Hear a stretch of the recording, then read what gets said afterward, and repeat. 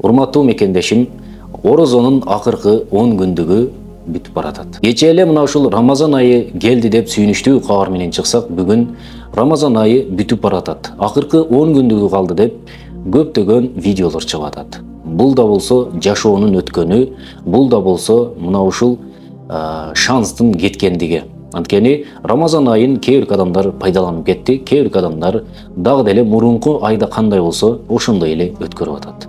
Кээ бир калымдардан сурайт. Бул Рамазан айынын орозосу кабыл болгондугунун кантип билсек болот деп айтат.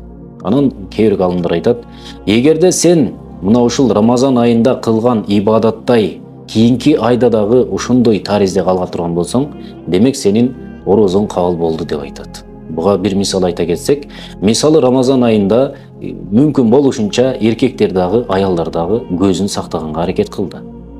Кайсыл жерде болсо дагы таквачылык, астагфирулла деп дайыма көзүн сактайт. Демек, бул Рамазан айынан кийин деле эркектер, аялдар дайыма көзү сакташ керек.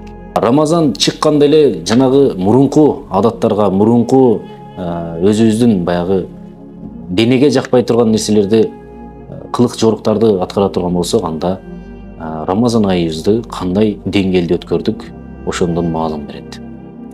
Дагы мисалы Рамазан айында азыраак жеп, көбүрөөк ойлонуп, көбүрөөк ибадат кылдык. Мүмкүн болушунча күнөөлөрдөн алыс болуп, Кур'ан окуганга аракет кылдык. Рамазан айынан кийин деле Кур'ан окуганды дайыма таштабашыбыз керек.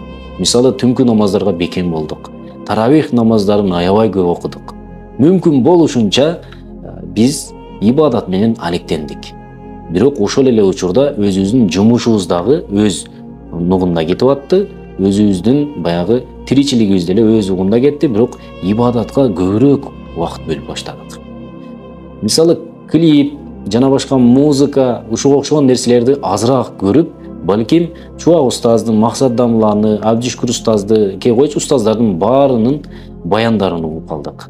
Бул жакшы нерсе. Бул дайыма Рамазан айынан кийин деле ушул нерсе уланышы керек. Ошол себептүү жалпыңыздарды мына ушул Рамазан айындагы орозом кабыл болсун, кабыл болду деп эсептегиңиз келсе, анда Рамазан айынан кийинки айда өзүңүздү бир сынап көрүңүзчү. Чын эле, Рамазан айындагыдай сиз мамиле кылып жатасызбы өзүңүзгө?